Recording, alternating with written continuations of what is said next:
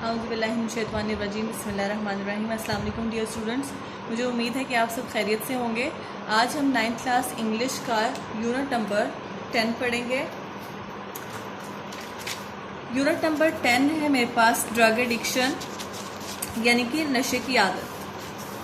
अब हम पढ़ते हैं कि इसके क्या पर्सपेक्टिव हैं, क्या इसके कॉजेज़ हैं ड्रग एडिक्शन के और किस वजह से ये सारा कुछ होता है और फिर उसकी आगे से क्या प्रॉब्लम्स होती हैं, उसके बारे में इसमें पढ़ेंगे हम।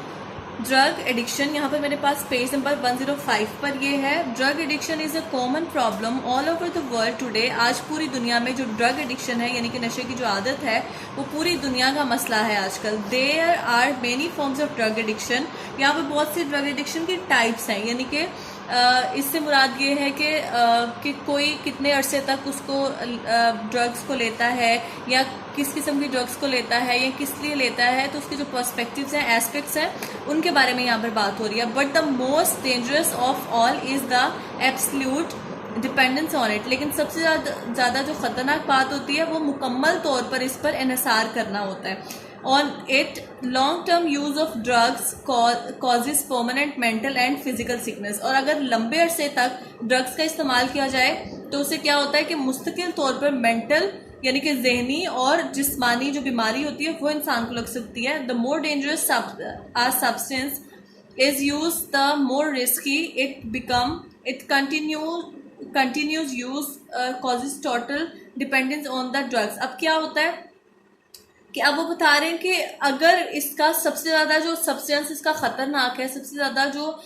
परेशानी की बात है वो ये है कि किसी भी ड्रग पर आप मुकम्मल इन्हिसार कर देते हो, उसके आप बगैर रह ही नहीं सकते हो। तो ये सबसे ज़्यादा ख़तरनाक चीज़ है। अगर कोई इसको मुहिम जोई के तौर पर या फिर एडवेंचर के तौर पर अगर कुछ इस तरह से करता है तब तो ये मतलब कि उसको बार बार यूज़ नहीं करता, तब तो इतनी बड़ी ख़तरनाक बात नहीं होती। लेकिन अगर डिपेंड हो जाओ उस पर कि आप उसके बगैर बिल्कुल भी ना रह सको, आपको वो ड्रग्स लेनी ही पड़े, तो ये बहुत ज़्यादा खतरे वाली बात है। Some kinds of drugs that cause disturbance of mind and body are. अब वो कुछ यहाँ पर जो आपकी ड्रग्स हैं उनके नाम बताए जा रहे हैं जो कि जिस्म को और जहन को खलल पैदा करता है, जिसमें डिस्टर्बेंस पैदा करता है। सबसे पहले हेरोइन, मैरिजुआना, चर्च को बोलते हैं, टोबैको तंबाकू, वॉल्यूम, कोकेन एंड अल्कोहल शराब को बोलते हैं।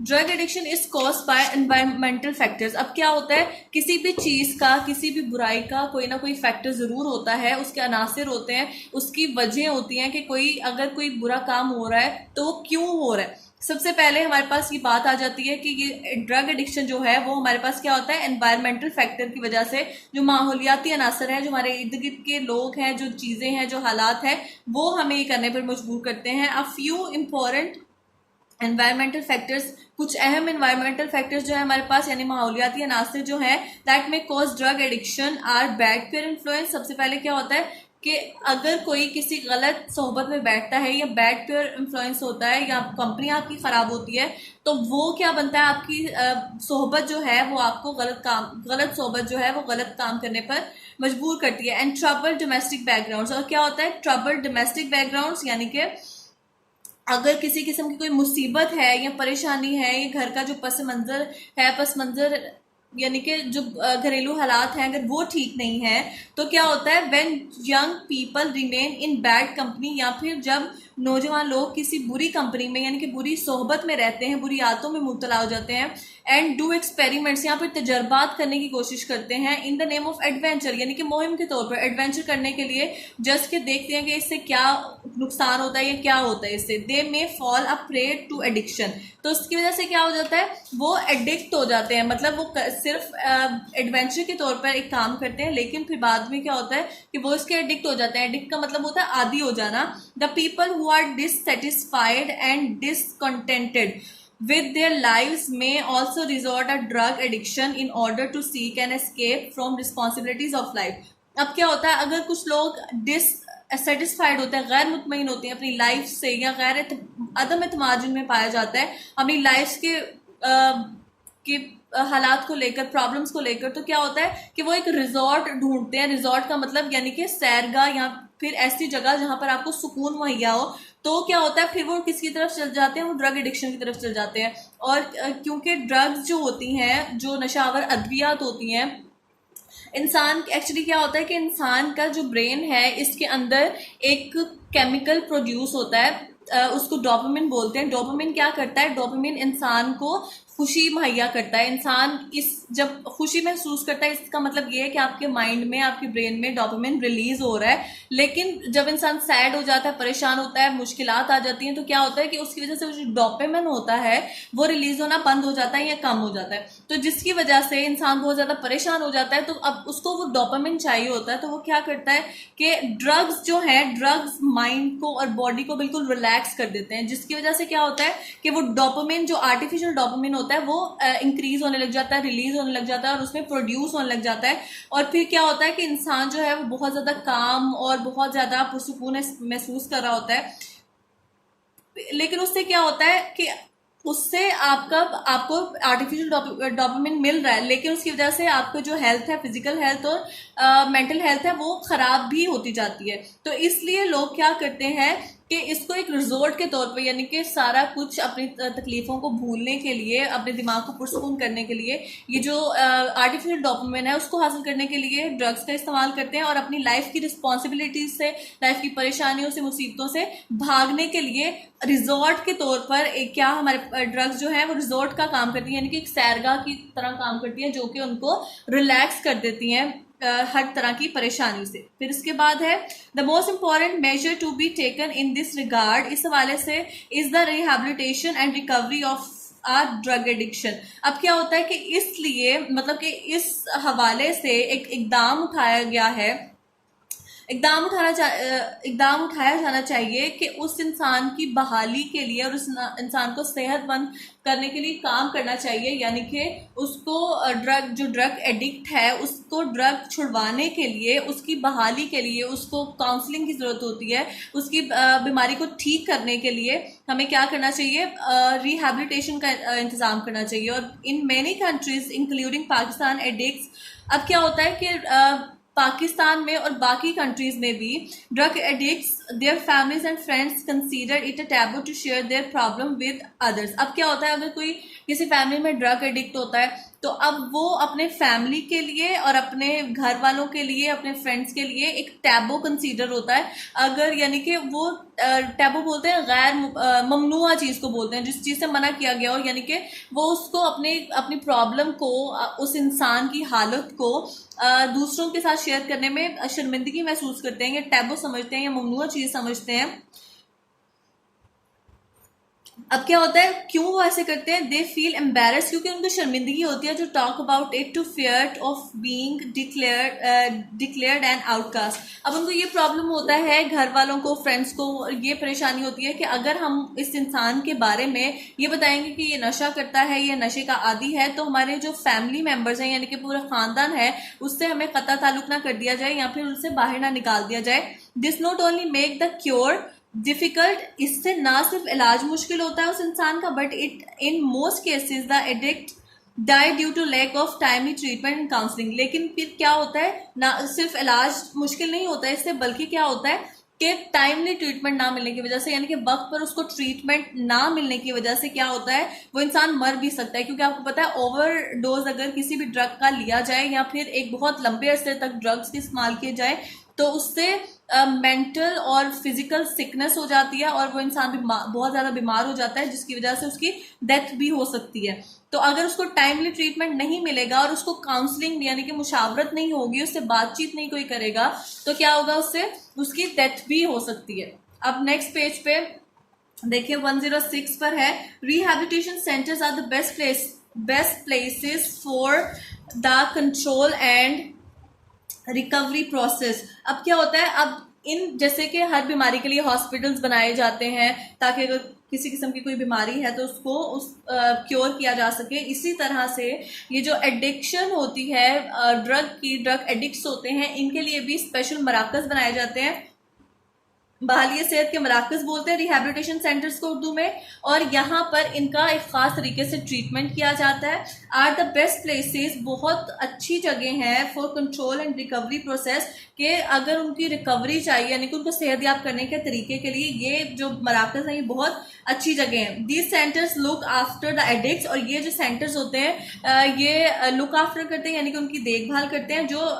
नशे के आदी अफराद होते हैं। Complete medical support and guidance is provided to these people in these centres, और इस पूरे जो सेंटर्स होते हैं इनमें जो डॉक्टर्स होते हैं मेडिकल सपोर्ट मिलती है उन लोगों को इन मराकज में, और हर किस्म की रहनुमाई और गाइडेंस की किस तरह से वो इससे इस जो आदत बुरी आदत है इसे छुटकारा हासिल कर सकते हैं मिलती है। ड्रग एब्यूजर्स, यानी ड्रग एब्यूजर्स का मतलब ड्रग एडिक्ट्स हैं यानी कि जो नशे के आदी अफराद हैं, therefore must be taken to proper and certified rehabilitation centres, तो उनको बिल्कुल सही और सनद याफ्ता रिहैबिलिटेशन सेंटर्स में लेकर जाना चाहिए यानी कि बहाली सेहत के मराकज में लेकर जाना चाहिए। वेयर प्रॉपर ट्रीटमेंट की जहां मुकम्मल इलाज हो सके एंड क्योर, और तमाम तरीका इलाज जो है इज अवेलेबल, दस्तियाब हो फॉर दम उनके लिए। हाउएवर हत्ता के दिस रिक्वायर्स, ये बहुत ज़्यादा तलब करता है rapid identification of the problem of drug addiction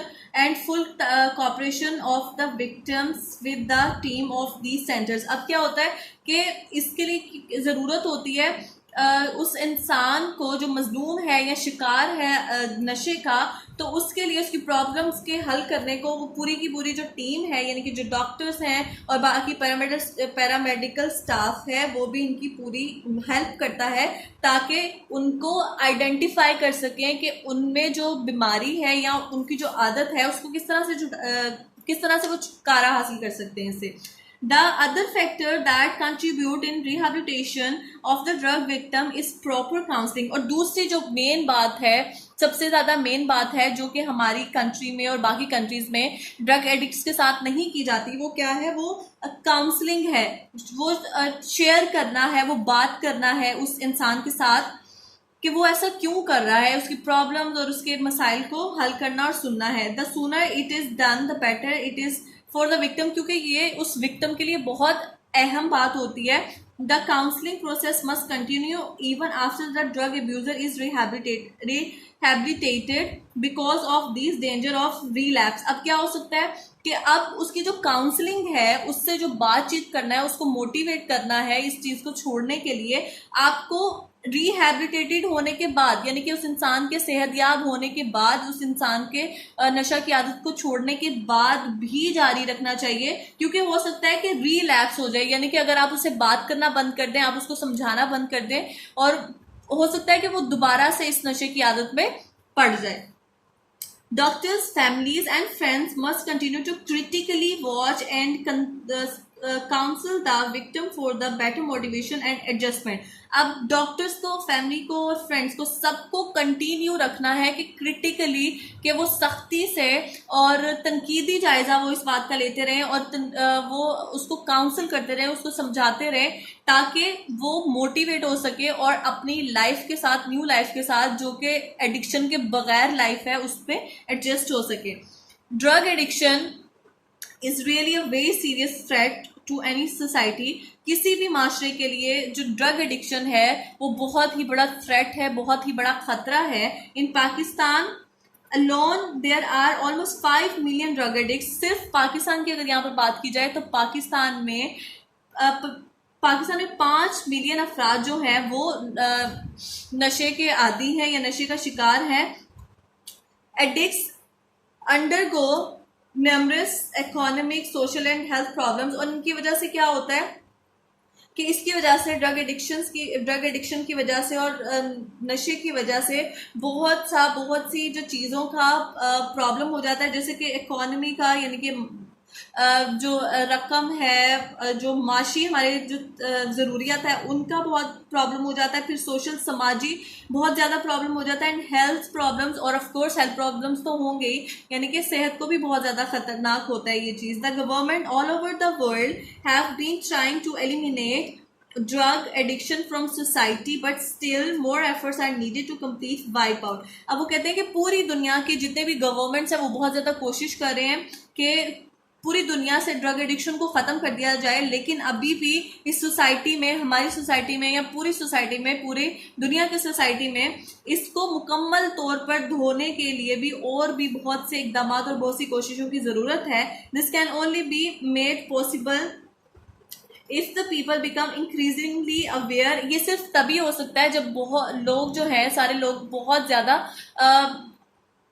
ज्यादा अवेयर हो, लोगों को बहुत ज्यादा शऊर आए ऑफ द थ्रेट्स, इसके खतरे से, दैट ड्रग पोज, यानी कि इस ड्रग एडिक्शन की जो पोज है, ड्रग एडिक्शन जो है, इसके जो खतरात हैं उनके बारे में अगर लोगों को शऊर पैदा होगा तो ही हम इससे बच सकते हैं।